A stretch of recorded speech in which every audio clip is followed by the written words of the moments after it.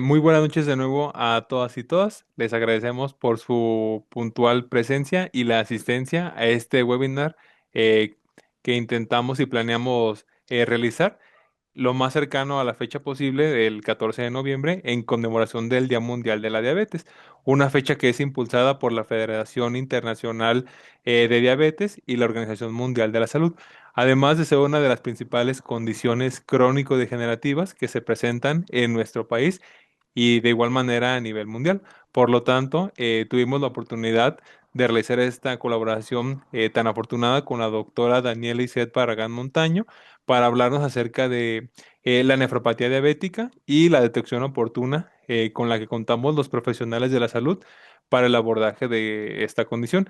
Ella es residente del último año de nefrología, entonces es una gran ponente y es una gran oportunidad para que ustedes puedan profundizar en este tema tan importante y que nos interesa y funciona a todos los profesionales de la salud con una gran ponente, la cual tiene una formación profesional realizada, bueno, primeramente con una licenciatura en Medicina General, pues desde el año 2021 por parte de la Universidad de Sonora en el campus Hermosillo, en Hermosillo, Sonora.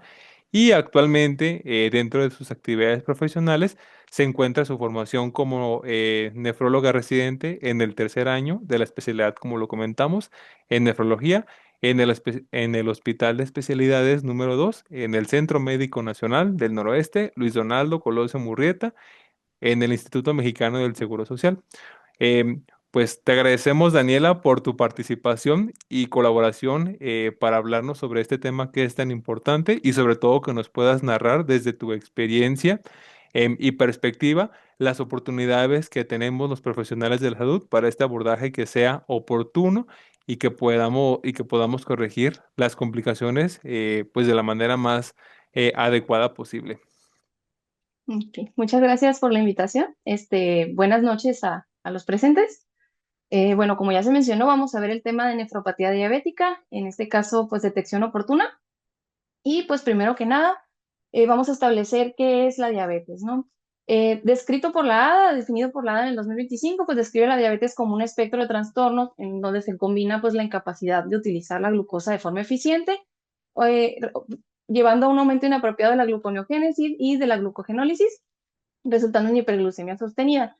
Ya sabemos, es de amplio conocimiento que este estado metabólico pues genera un ambiente tóxico para el resto de los órganos y pues va a establecer daño directo en los vasos renales, derivando en estrés oxidativo, inflamación crónica, daño endotelial, que pues va a ser relevante para la patología que vamos a ver más adelante.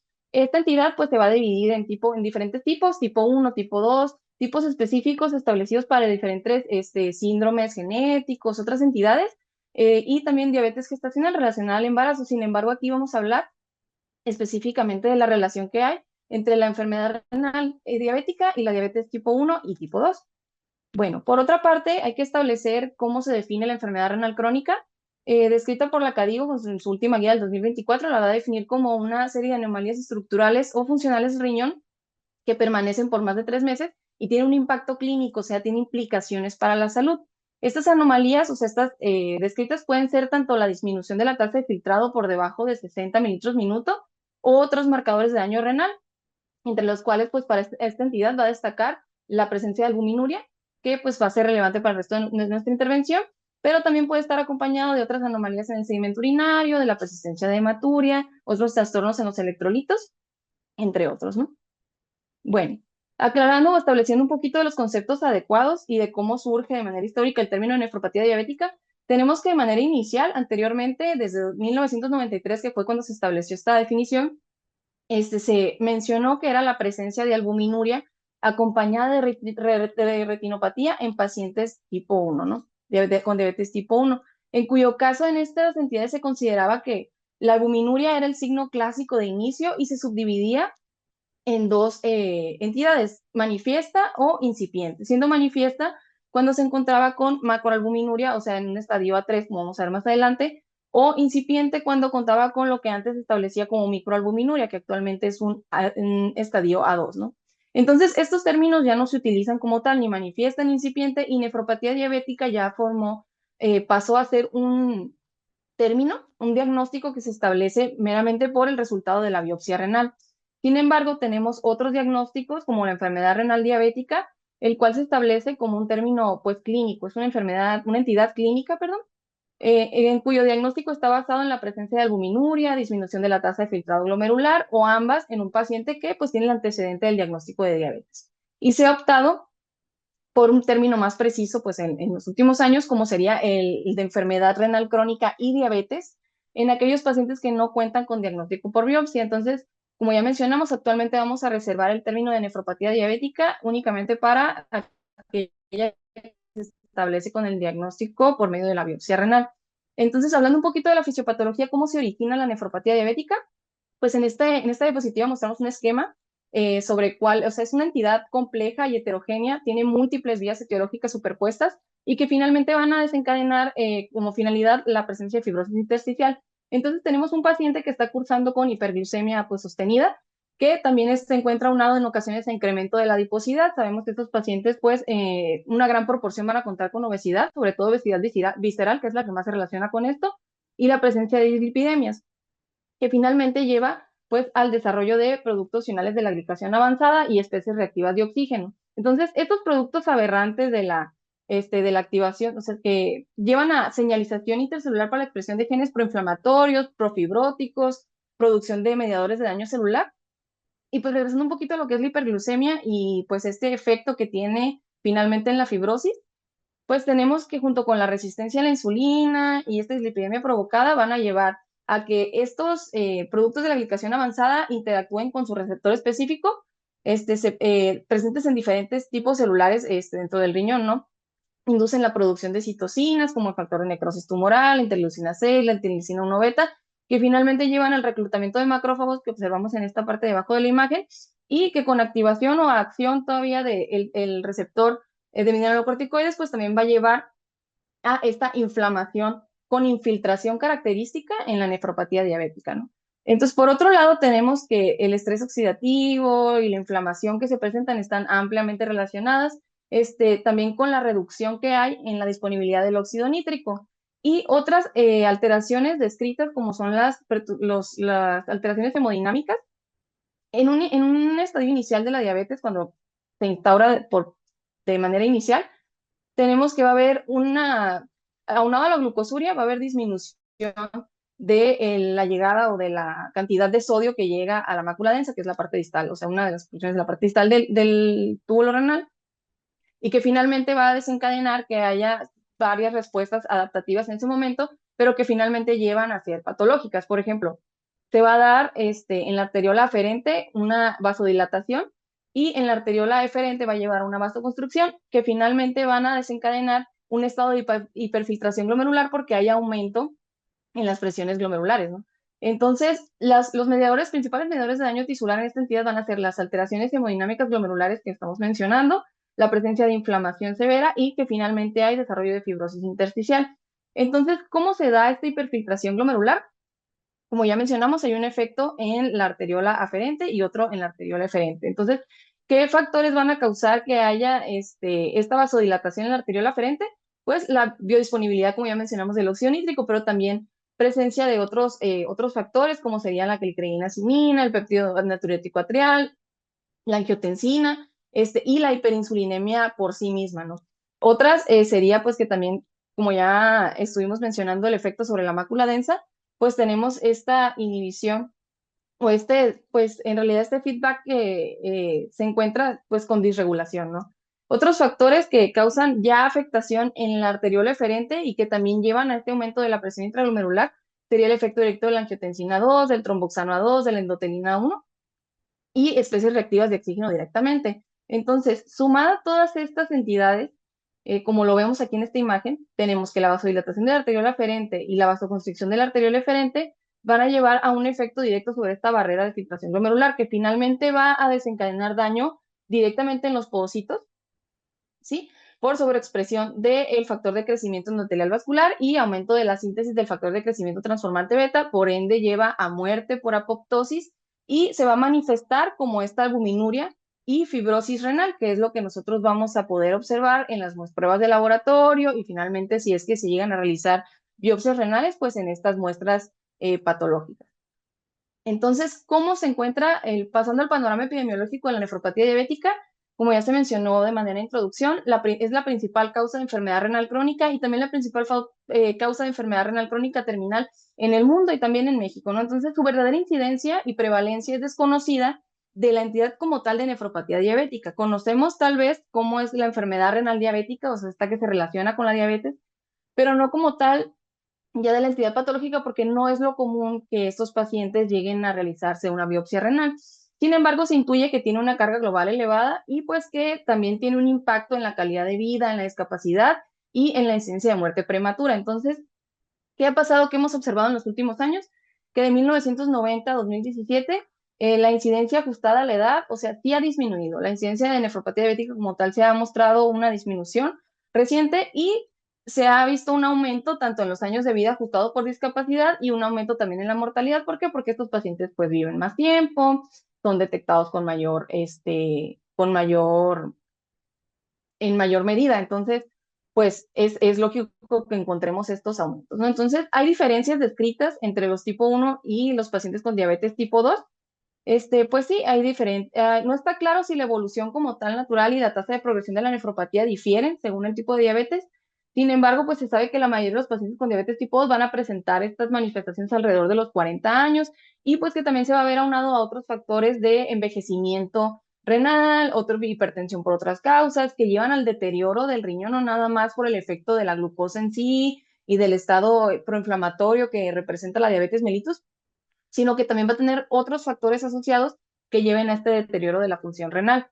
Además, pues sabemos que la diabetes tipo 2 puede ser asintomática por muchos años y puede retrasarse el diagnóstico. Entonces, en general, pues las tasas, a pesar de que las tasas de albuminuria pueden ser similares, la disminución de la tasa de filtrado glomerular y por ende la pérdida de la función renal, pues se observa más frecuentemente en pacientes con diabetes tipo 2.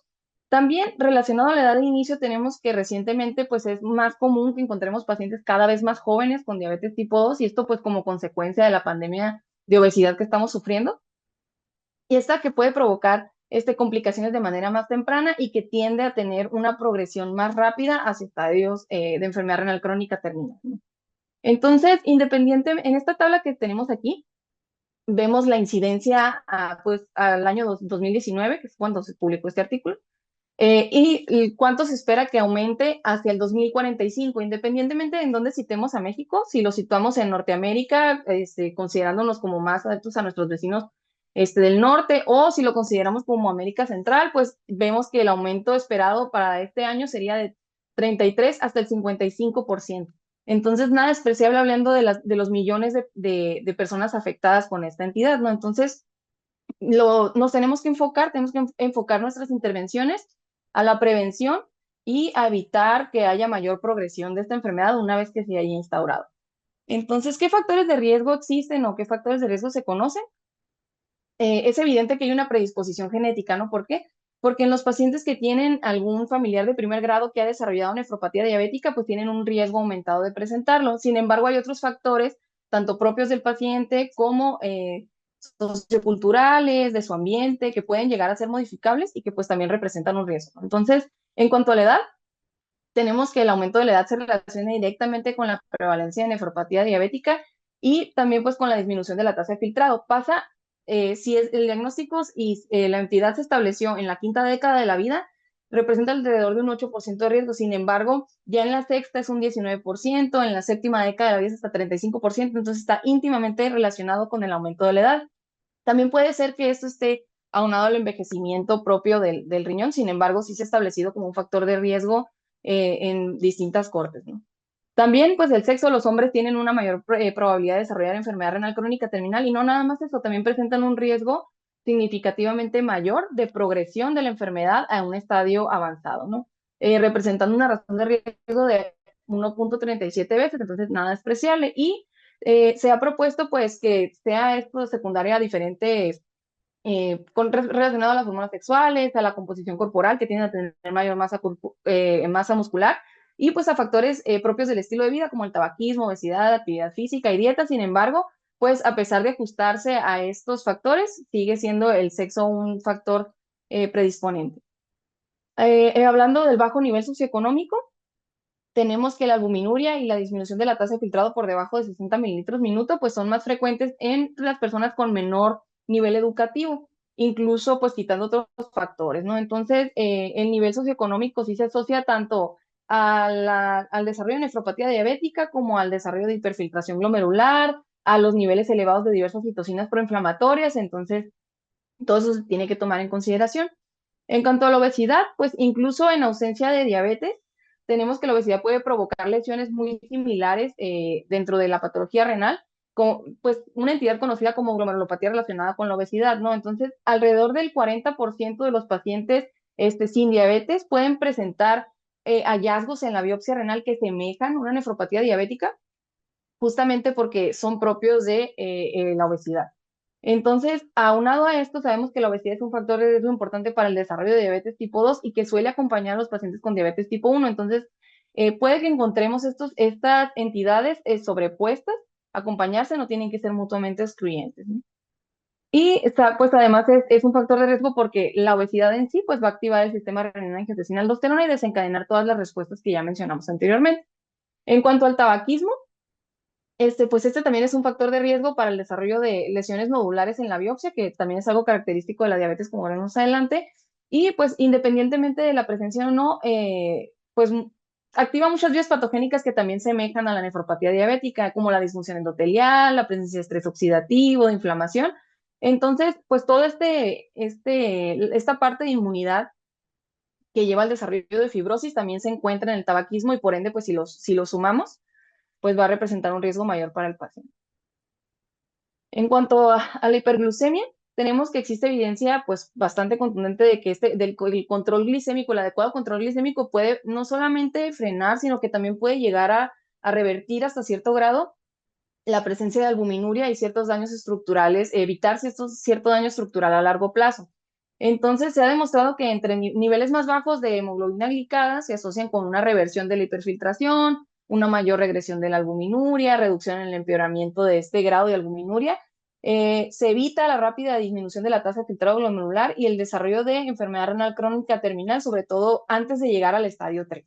Entonces, mm, tomando en cuenta que todas estas regresiones, todas estas mejorías se pueden ver incluso en estadios avanzados de la nefropatía diabética, pues se considera que el control glicémico es una de las principales, es una de las piedras angulares para el tratamiento de estos pacientes y para evitar su progresión. En cuanto a la hipertensión, también tenemos que esta va a ser súper importante para la patogenia de esta entidad y pues la progresión a nefropatía diabética como tal, ¿no? Entonces, al igual que con la hiperglucemia, como ya mencionamos, tiene una relación lineal y pues el riesgo se encuentra pues relacionado también a otros eventos renales adversos, ¿no? Entonces, por eso se establece que pues idealmente deberíamos de contar con una presión arterial sistólica, dependiendo de que ya lo veamos como más adelante vamos a ver, 120, 130 o 140 dependiendo de las características del paciente. Y hablando de factores genéticos, pues sabemos que está relacionado con afectaciones, con otras afecciones complejas, ¿no? En particular enfermedades dentro de enfermedades como, pues la nefropatía diabética puede acompañar otras entidades y establecer causalidad como tal es algo, pues complicado. No se ha relacionado, por ejemplo, el desarrollo de nefropatía diabética con genes como el APOL1, que es muy mencionado, pues, por nosotros en nefrología. Sin embargo, sí hay ciertos rasgos genéticos, como ya mencionamos, y de herencia entre familiares de primer grado que nos hacen pensar que está más relacionado de lo que pensamos con factores genéticos. Y en cuanto al desarrollo de lesión renal aguda, tenemos que este va a ser un factor tanto para el empeoramiento de la enfermedad renal diabética, así también el padecer enfermedad renal diabética también va a ser un factor de riesgo para el desarrollo de lesión renal aguda. Entonces, son un factor de riesgo para el otro. Y entre más lesiones renales agudas tengamos en un paciente, pues es mayor el riesgo de progresión, el mayor riesgo de que haya fibrosis tubulointersticial asociada y pues que el proceso de reparación sea pues más difícil. Entonces, entre más lesiones renales agudas tenga el paciente, peor va a ser el pronóstico renal a largo plazo. Bueno, ¿cuál es la evolución natural de esta entidad? Tenemos que esta gráfica está descrita principalmente en pacientes con diabetes mellitus tipo 1. Por eso vemos en el eje de las X, vemos la evolución en años del paciente y en el otro eje, pues vemos la tasa de filtrado glomerular. De manera inicial, pues tenemos que se hace el diagnóstico de diabetes pues aquí en el año 0. Y conforme pasan los años, vemos que se mantiene la función renal. Sin embargo, ya una vez que se establece o que inicia esta nefropatía, lo característico sería encontrar esta hiperfiltración.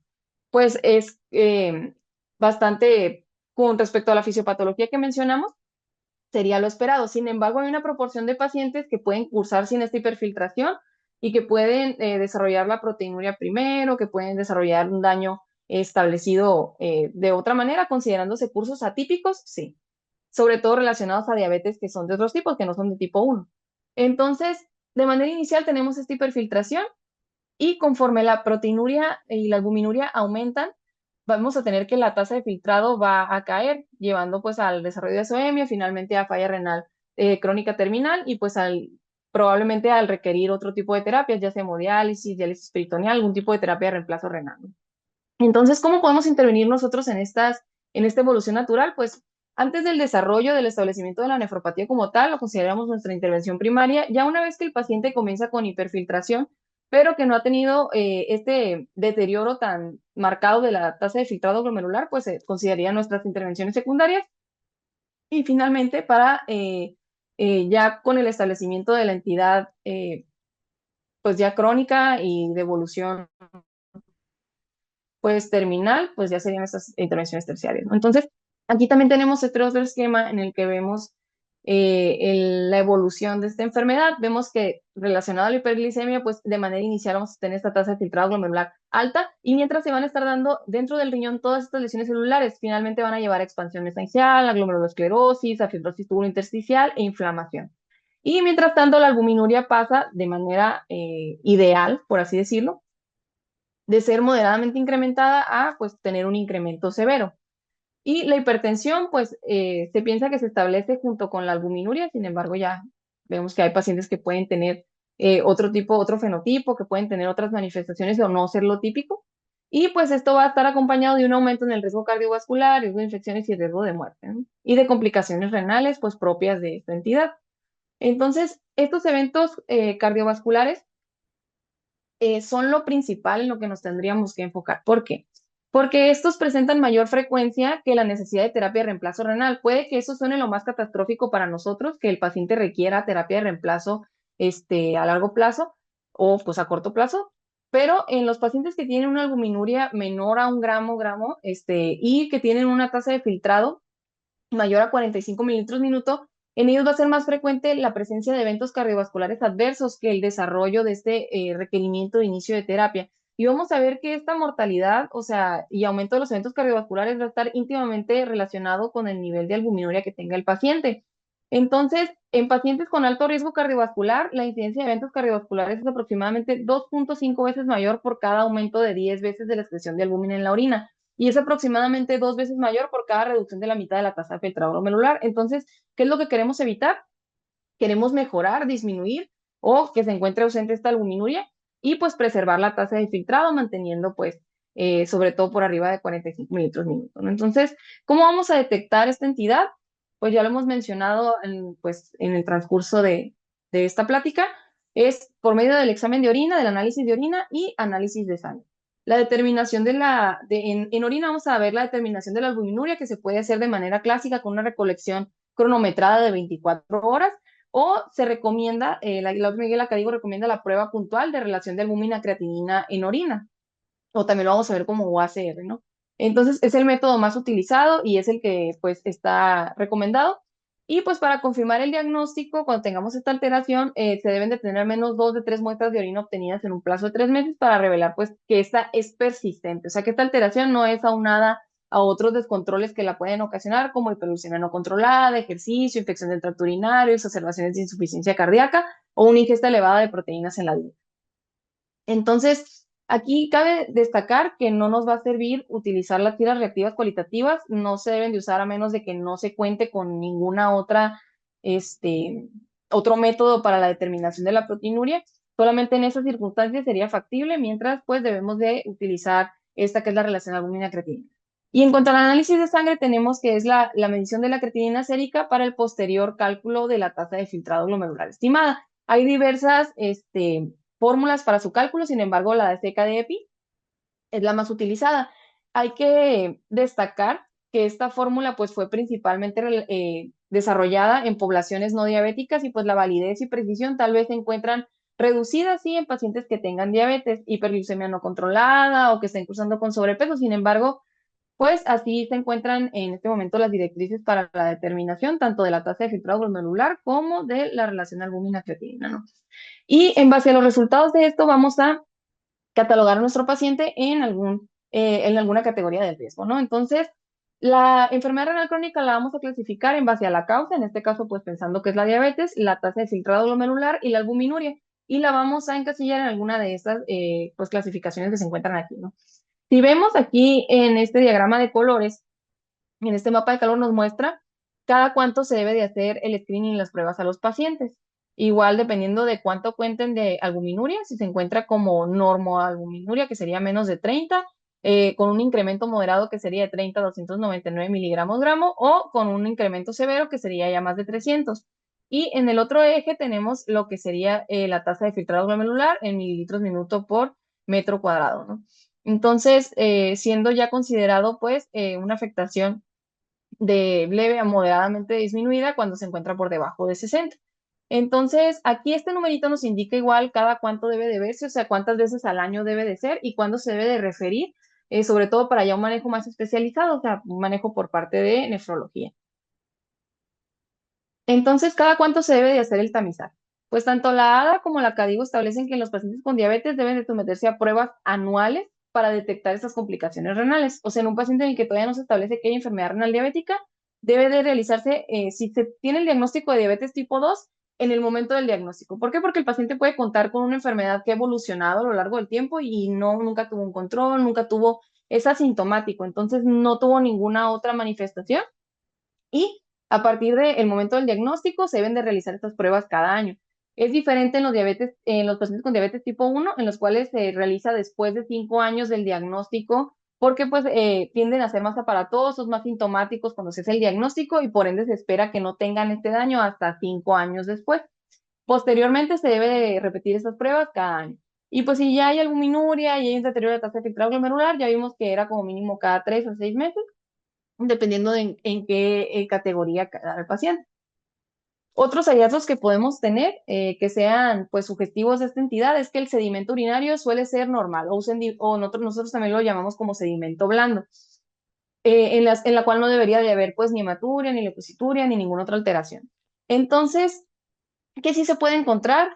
Por ejemplo, en un paciente que tiene una proteinuria muy elevada, una albuminuria muy elevada, con el daño que hay a las otras estructuras glomerulares, puede llegar a haber hematuria microscópica que no sea relevante, o sea, no se encuentra acompañada ni de dismorfismo eritrocitario, ni de cilindros hemáticos o leucocitarios, que esto nos indicaría que puede haber otra enfermedad aunada, puede haber otra entidad, una glomerulonefritis que esté ocasionando estos otros hallazgos. Entonces, la hematuria microscópica se ha descrito incluso hasta como 5 eritrocitos por campo y cuando no se encuentra aunada a este dismorfismo eritrocitario, estos cilindros hemáticos y leucocitarios, tiende a no tener mayor relevancia, o sea, sí se puede ser por la pura diabetes. Y cuando se tienen niveles de proteinuria en rango nefrótico, o sea, arriba de 3,5 gramos, pueden estar acompañados de cuerpos grasos ovalados o la presencia de gotas lipídicas por este mismo grado de proteinuria. Entonces, ¿cómo hacemos el diagnóstico nosotros o cómo sospechamos que es meramente por la enfermedad renal diabética o que es una nefropatía diabética ya como tal? Pues tenemos que la persistencia de albuminuria y el descenso de la tasa de filtrado glomerular cumplen con ciertas condiciones. O sea, por ejemplo, esta albuminuria fue de manera gradual, no se estableció de manera súbita. Tenemos que tiene esta característica de estar establecida por 3 meses o más. Se han descartado que se trate de otras anomalías transitorias, como las que ya se mencionaron, y pues hay que también recalcar que no es obligatoria la albuminuria para que nosotros digamos que el paciente sí tiene una enfermedad renal diabética, ¿no? Entonces, también la diabetes mellitus de larga evolución o la presencia de retinopatía diabética establecida, esto está más descrito en pacientes con diabetes tipo 1. Sabemos que 5 años de duración es lo suficientemente largo para desarrollar albuminuria, ya sea un estadio A2, o sea, moderadamente aumentada, o que hayan disminuciones leves de la tasa de filtrado glomerular. Esto sobre todo si es que el paciente no tuvo un buen control o si tuvo descontroles también de la presión arterial durante este periodo de tiempo, ¿no? En cambio, en los pacientes con diabetes tipo 2, la nefropatía diabética puede estar presente desde el momento del diagnóstico, ¿no? Y en pacientes con evidencia de enfermedad renal, tenemos que la presencia de retinopatía diabética proliferativa va a ser altamente predictiva de que sí se trata de una nefropatía diabética, mientras que esta ausencia, pues, la ausencia de retinopatía es más relacionada con diabetes mellitus tipo 1. En diabetes mellitus tipo 2 realmente no nos hace esta correlación. También en los pacientes con diabetes tipo 1, aunque no se trate de una retinopatía proliferativa, puede encontrarse asociada, la asociación es menor, pero igual puede ser relacionada con el desarrollo de nefropatía. Entonces, ¿qué tan diferente es o qué tanto nos sirve el diagnóstico en tipo 1 y tipo 2? Por ejemplo, en diabetes tipo 1 se ha escrito hasta 95% de correlación entre el desarrollo de retinopatía y de nefropatía diabética, mientras que en la diabetes mellitus tipo 2, pues de un 50-60%, dependiendo de la bibliografía que se consulte. Entonces, pues sería como lanzar una moneda al aire, ¿no? El que tenga una retinopatía no nos va a decir que sí ni que no, es ese diagnóstico únicamente. Y pues también debemos de descartar diagnósticos alternativos, o sea, que nosotros consideremos que estos diagnósticos son poco probables.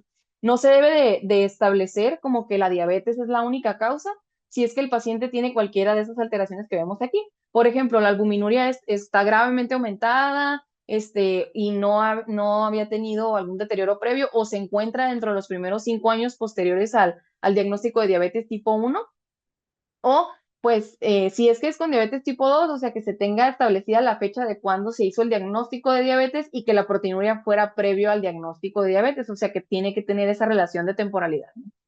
En la presencia de, como ya mencionamos, cilindros de glóbulos rojos, de eritrocitos dismórficos, cilindros de glóbulos blancos en el segmento urinario, pues eso también nos haría pensar en de una glomerulonefritis asociada. La presencia de otras enfermedades sistémicas que se asocian comúnmente a enfermedad renal como lupus, que tenga algún otro síntoma clínico, por ejemplo, de vasculitis, que nos hable de que el deterioro renal puede estar aunado a estas entidades sistémicas, o que haya un aumento repentino de la albuminuria o de la disminución de la tasa de filtrado glomerular, o sea, que esta disminución sea de manera súbita, sea una caída abrupta y pues que sea atípica, ¿no? Para la enfermedad renal diabética. Por ejemplo, entonces se plantea la pregunta, ¿cuándo es alarmante la disminución de la tasa de filtrado glomerular estimada? O sea, y hay que ver si se disminuye por el envejecimiento o por la diabetes meramente. Lo normal es que la disminución de la tasa de filtrado glomerular meramente por envejecimiento en individuos sanos sea de 0.5 a 1 mililitro minuto por metro cuadrado por año.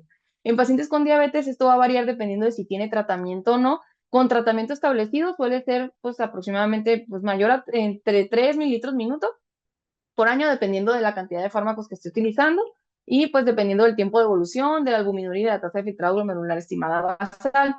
Por otro lado, tenemos que la correlación que existe entre la cantidad de proteinuria y el deterioro de la función renal en la diabetes, pues está bien establecido como un punto de corte hasta 5 mililitros minuto. Tenemos este estudio, por ejemplo, que es el riesgo de progresión, tanto en pacientes que tenían albuminuria y aquellos que no tenían. Fue una cohorte de 1908 personas con diagnóstico de diabetes mellitus y también con diagnóstico de RC. Tuvo un seguimiento de 6.3 años y ¿qué encontraron? Que la albuminuria basal en 24 horas estaba relacionada directamente con la rapidez del deterioro de la tasa de filtrado glomerular. Por ejemplo, en aquellos pacientes que estaban normoalbuminuria, o sea, que tenían menos de 30 miligramos en 24 horas, pues encontraron que tenían un deterioro, una tasa de filtrado, pérdida de 0.2 mililitros minuto por año. Mientras que aquellos que iban de 3 a 299, menos 1.4 y llegando a ser tan alta como 4.7 en aquellos que tenían más de 1 gramo de proteinuria al día. Entonces se establece que ya un deterioro de la tasa de filtrado por arriba de 5 mililitros minuto requiere mayor abordaje, si es que este deterioro es mayor a 1 año, ¿no? Y siempre que consideremos que el paciente sí tuvo un buen apego al tratamiento, porque hay otras bibliografías que mencionan un deterioro tan grande de la diabetes sin tratamiento como hasta 18 mililitros minuto por año. Entonces, sí hay que prestar principal atención al apego que tenga el paciente, qué tantos fármacos está utilizando. Entonces, aquí a manera de resumen, ¿cuándo hacer el screen? Pacientes con diabetes tipo 1 a los 5 años del diagnóstico, tipo 2 al momento del diagnóstico. ¿Cómo vamos a hacer este screening? Vamos a hacerlo con la medición del radioalbúmina creatinina en orina y pues la medición de la tasa de filtrado glomerular con la medición de la creatinina sérica. ¿Qué vamos a hacer si consideramos que un resultado está positivo? Repetir las pruebas para pues establecer que es algo que está persistente. ¿Y cómo vamos a definir ya el diagnóstico de enfermedad renal crónica cuando se encuentran estas alteraciones? Por más de 3 meses, ¿no? Que sean persistentes, tasa de filtrado por debajo de 60, la albuminuria por arriba de 30, o que haya evidencia de otro daño renal, ya sea por imagen o por pues, diagnóstico histopatológico. ¿Cuándo vamos a realizar la biopsia renal? En los pacientes que se encuentren, pues, atípicos, ¿no? Aquí mencionan diabetes mellitus tipo 1 que tengan menos de 10 años, pero en general serían aquellos que tengan, pues, menos de 5 años en otras bibliografías, no retinopatía, que tengan proteinuria en rango nefrótico sin progresión, sin que se haya evidenciado la progresión de moderada a severa, sino que sea súbita, la presencia de hematuria macroscópica o de otras alteraciones en el sedimento urinario. Fuera de eso, los pacientes realmente pueden establecerse este diagnóstico si es que cuenta con los hallazgos clínicos que ya mencioné. ¿Qué rol va a tener la biopsia renal si es que se llega a realizar? Pues se pueden encontrar otras entidades, ya sea glomerulosclerosis focal y segmentaria, la presencia enfermedad de cambios mínimos, puedes tener una nefropatía por IgA, lupus eritematoso sistémico, todo esto puede ser solamente con solamente esa entidad y que se haya pensado en una nefropatía diabética de inicio, o se puede encontrar en conjunto, como fue en esta corte, que la mayoría de los pacientes pues encontraron aunados a la presencia de hallazgos compatibles con nefropatía diabética. ¿Puede ser confirmatoria si el diagnóstico es poco certero? Sí. Entonces va a depender ya de cada paciente, se debe individualizar si va a recibir algún beneficio del realizar la biopsia renal o no. ¿Qué encontraríamos?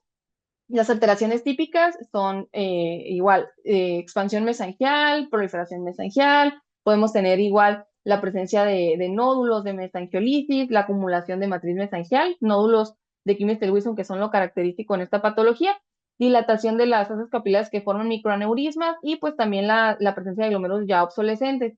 Esto puede encontrarse en múltiples patologías, entonces puede también, así como es lo característico de esta entidad, puede tener otros diagnósticos diferenciales. Entonces siempre hay que ver la clínica del paciente aunado a los resultados tanto del laboratorio como patología. Entonces, ¿cómo vamos a prevenir la insuficiencia renal en estos pacientes, en estas personas en las cuales se detecta esta alteración? Pues lo primero va a ser intervenciones en el estilo de vida, dieta, ejercicio, cesar el hábito tabáquico, la mejoría de peso. También se debe, pues se pueden utilizar fármacos de primera línea para el manejo de la diabetes, para el control glicémico, otros fármacos que se brindan de manera adicional para protección cardíaca y renal, y pues también el control de la presión renal, el control glicémico y el manejo de los lípidos. Para ello, pues se establecen fármacos tanto para nefroprotección como para control de la presión arterial y el manejo de la glucosa, entre los cuales pues destacan obviamente la metformina, los antagonistas del receptor de GLP-1, los inhibidores de SGLT2, los YECAS, ARAS y los relacionados con el receptor de mineralocorticoides. Entonces, en cuanto al control glicémico, la meta de glucosa va a ser igual mantener al paciente entre 6.5 a 8. Esto no aplica en pacientes que se encuentran ya en terapia de reemplazo y esto aplica tanto para pacientes con diabetes mellitus tipo 1 y tipo 2. La meta pues, va a ser mejorar la sobrevida en general y los resultados cardiovasculares. Entonces, siempre hay que individualizarlo al paciente viendo la severidad tanto de otras complicaciones que puede tener, las comorbilidades que tiene, la esperanza de vida, si el paciente está añoso o no, si está frágil o no. ¿Por qué? Porque podemos pensar que entre más bajo se encuentre esta hemoglobina, mejor va a estar nuestro paciente, va a tener mejores resultados. Sin embargo, una disminución por debajo de 6 se aumenta con el riesgo de hipoglucemia, el aumento de mortalidad y también aunado más riesgo cardiovascular. Entonces podemos ser un poquito más flexibles, sobre todo porque estos pacientes ya una vez que se instaura esta entidad, suelen a tener muchas comorbilidades y pues una esperanza de vida pues más reducida. Entonces podríamos considerarlo incluso por debajo de 8 como un control adecuado. Por otro lado, en cuanto a la dieta, pues tenemos que debe ser una dieta basada en plantas, con proteínas calculadas a 0.8 gramos por kilogramo por día. En aquellos que se encuentran sin terapia de reemplazo renal, con terapia de reemplazo aumenta este requerimiento. El sodio, consumo de menos de 2 gramos al día, y pues esto representaría un consumo de menos de 5 gramos de sal de mesa, ¿no? En cuanto a la actividad física, tenemos que debe ser de intensidad moderada, mínimo 150 minutos por semana o a nivel compatible con la tolerancia cardiovascular del paciente. Siempre evitar el sedentarismo, pues en estos. Y en cuanto a la obesidad, pues bajar de peso, o sea, especialmente cuando la tasa de filtrado se encuentra todavía por arriba de 30 minutos minuto, pues ayuda a disminuir la albuminuria, mejorar la presión arterial. Y pues ya una vez que se encuentra ya en falla renal terminal, enfermedad renal terminal, pues nos preocupa más la desnutrición y el desgaste, entonces podemos tender a aceptar un IMC un poco más alto, ¿no? Asociado a mejores desenlaces en esta población, pero mientras que el paciente no se encuentre con este deterioro tan severo, lo principal va a ser que pues baje de peso. También el cese del hábito tabáquico, ya mencionamos que es un factor de riesgo para progresión independiente, y pues el manejo como tal, ya farmacológico de los pacientes, igual la primera línea se va a considerar el inicio de metformina y del inhibidor SGLT2, que ya se pueden considerar otros fármacos adicionales si se requiere mayor control glucémico, como sería el caso de los GLP-1, ese sería pues el fármaco de preferencia, ¿no? Entonces, en pacientes sin tratamiento previo, pues no hay evidencia sólida que compare cuál iniciar primero, se considera que se pueden iniciar en conjunto. Y pues si es que el paciente no tolera la metformina por cualquier causa, porque es la que se encuentra una mejoría en los niveles de hemoglobina glicada, iniciar el ISGLT2 de manera pues primaria pues sería algo justificable, ¿no?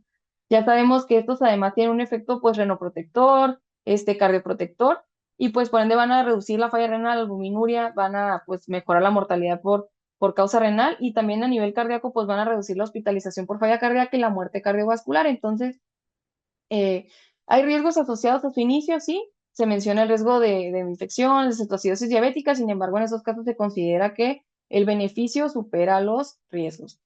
En cuanto al control de la presión arterial, tenemos que, pues la ADA establece para pacientes con diabetes mellitus, con hipertensión y un alto riesgo cardiovascular, que se debe mantener una presión arterial menor de 130/80, y en aquellos que se consideren de bajo riesgo cardiovascular se puede tener una consideración objetivo hasta 140/90.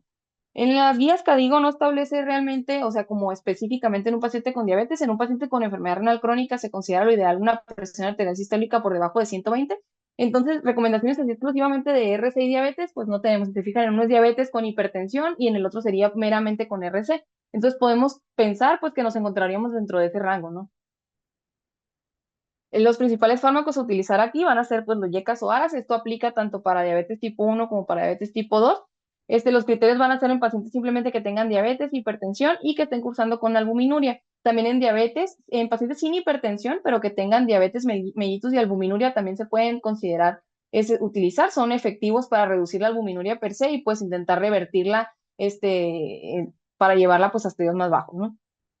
Sin embargo, pues, ¿en qué pacientes no está demostrado el beneficio? En aquellos que se encuentren normotensos, tiene albuminuria acompañante, pues en ellos no valdría la pena iniciar estos fármacos, y pues hay que mantener esta vigilancia, ¿no? La vigilancia tras el inicio de estos fármacos, igual se puede observar un aumento de la creatinina sérica al momento de instaurarlos. Sin embargo, pues es algo esperado y se deben de vigilar típicamente durante las primeras 2 semanas, no suspenderlos si es que esto se encuentra, porque por el mecanismo por el cual llevan a cabo su acción, que sería pues el manejo de la arteriola deferente, disminuir esta vasoconstricción, pues es esperado que haya esta disminución de la tasa de filtrado. Sin embargo, ya a largo plazo va a hacer que los pacientes tengan una pérdida menos notoria, o sea, una pérdida menos marcada de esta misma tasa de filtrado. Entonces, es tener ese beneficio a largo plazo.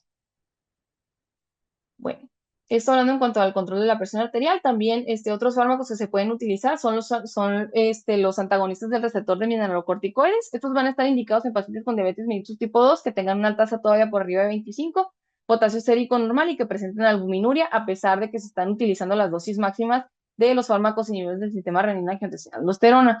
Se considera que los no esteroideos van a ser más aptos o más apropiados para aquellos pacientes con diabetes mellitus tipo 2 que tengan riesgo de progresión a enfermedad renal crónica y eventos cardiovasculares, y pues el agente que tiene evidencia de esto es la finerenona, ¿no? Y se pueden considerar utilizar aquellos de origen esteroideo en casos de falla cardíaca, hiperaldosteronismo, hipertensión refractaria, si haya casos así puntuales.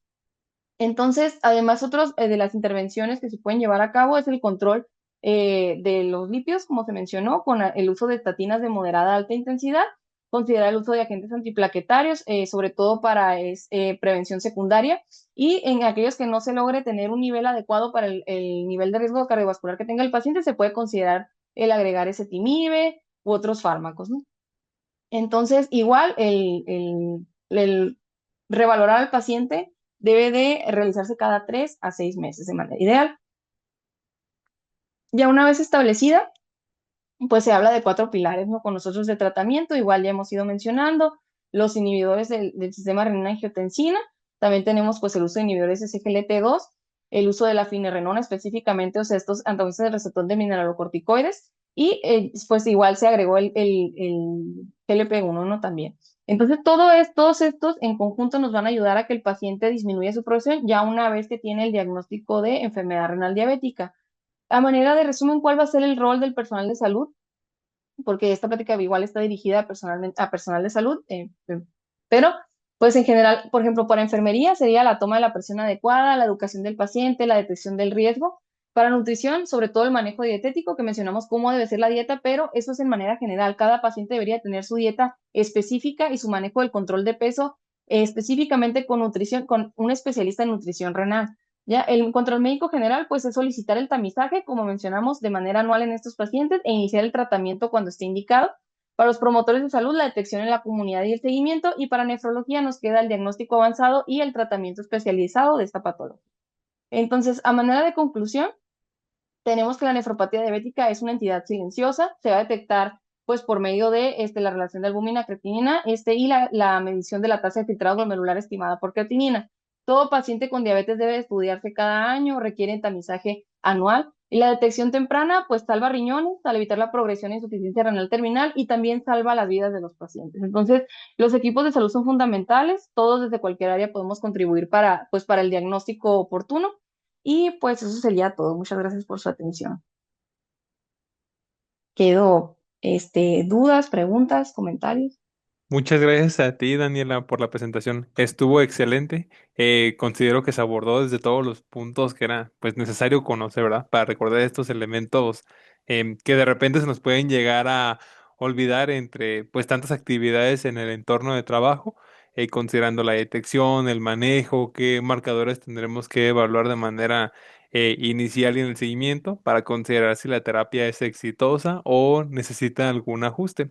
Entonces, digo, por mi parte, pues no me queda más que felicitarte, ¿verdad? Por esta excelente ponencia y pues tenemos los comentarios por parte de, pues algunos de los asistentes.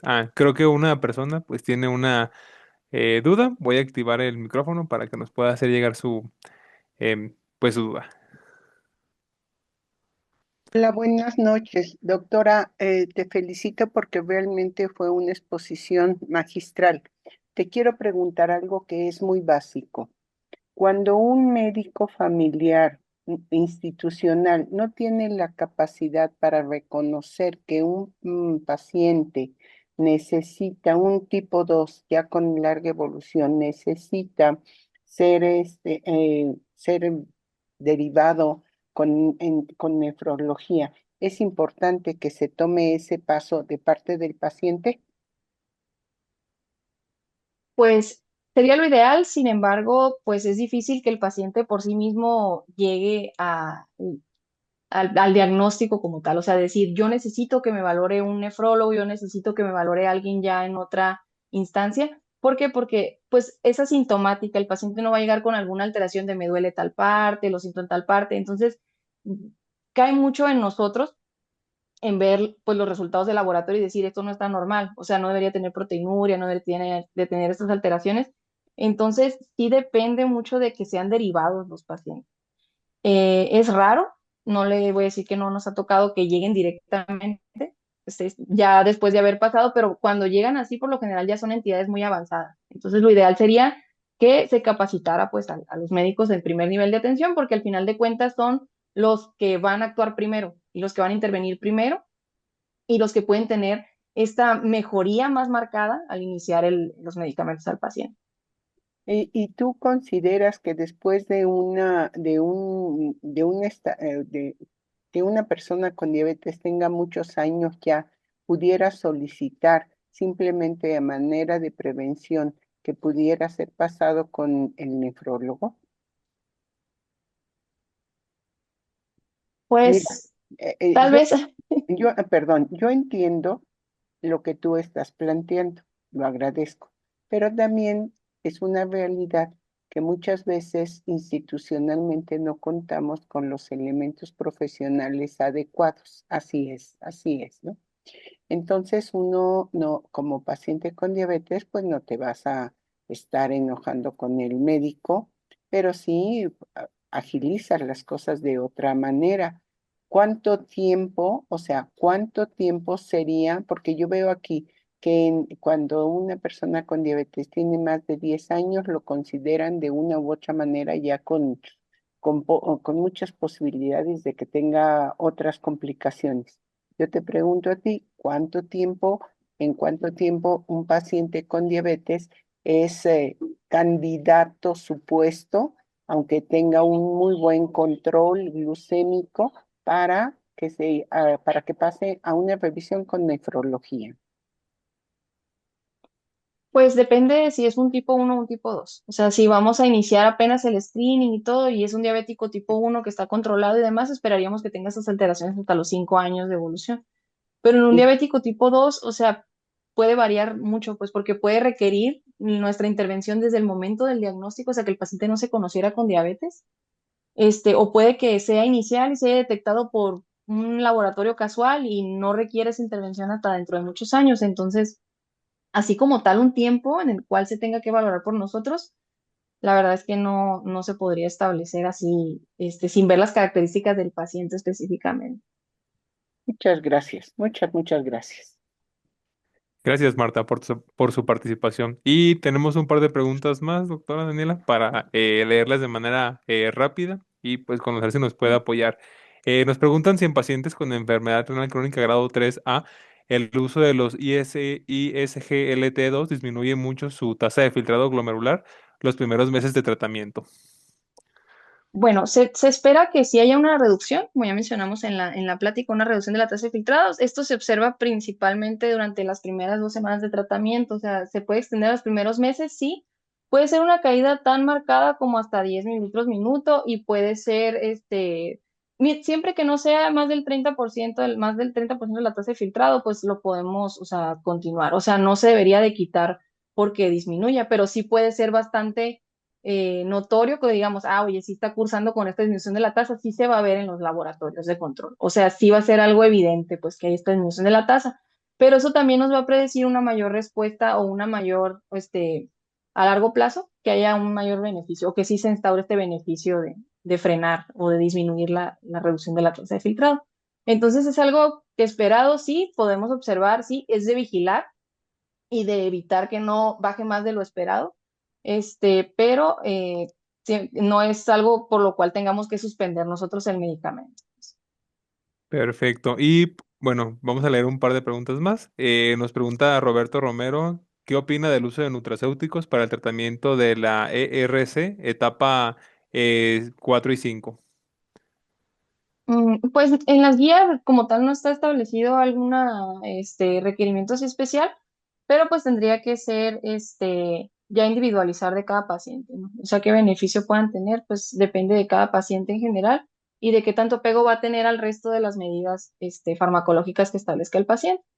Entonces, así como tal, una recomendación de guía, así de la CADIGO, por ejemplo, que es la que nos rige a nosotros, pues no podría establecer una. Ok. Y bueno, ya la última pregunta que nos realizan es, ¿a partir de qué estadio de la enfermedad renal, pues, o de esta complicación diabética se recomienda referir al nefrólogo? Lo vamos a basar igual si me permiten poner la imagen, en la imagen de pues la gráfica de colores que tenemos. Igual ahí se agregué un código QR que también nos va a ayudar a ver otras complicaciones asociadas, no lo mencioné aquí durante la plática.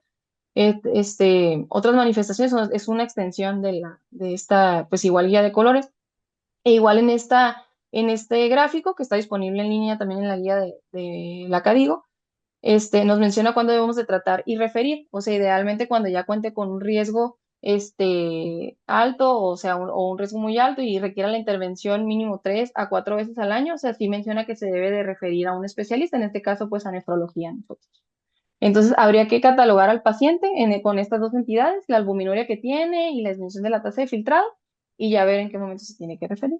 Ya de manera institucional, pues eso ya es dependiendo de las directrices de cada institución, pero esto sería de manera general, o sea, sobre todo también en medio privado. Excelente. Muchas gracias, doctora. Pues con esta pregunta finalizamos esta sesión y la excelente ponencia que usted nos compartió. La felicitamos por parte del laboratorio y le agradecemos el tiempo y su disposición para apoyarnos con este tema tan interesante y que cada vez pues es más común y que requerimos conocer desde los aspectos básicos hasta más profundos según la especialidad pues médica o de salud. en la que uno se encuentre trabajando, ¿no? Por lo tanto, pues también les agradecemos a ustedes, los asistentes a este webinar, por su tiempo, su interés. Si tienen alguna duda o algo más, nos la pueden hacer llegar por medio de nuestras redes. Posteriormente esperemos contar con esta grabación en nuestro canal de YouTube y estén atentos a nuestro Facebook para que puedan conocer acerca de los siguientes webinars, talleres y dinámicas que tenemos planeado. Muchas gracias y les deseo que tengan una muy linda noche a todos y todas. Gracias, bonita noche.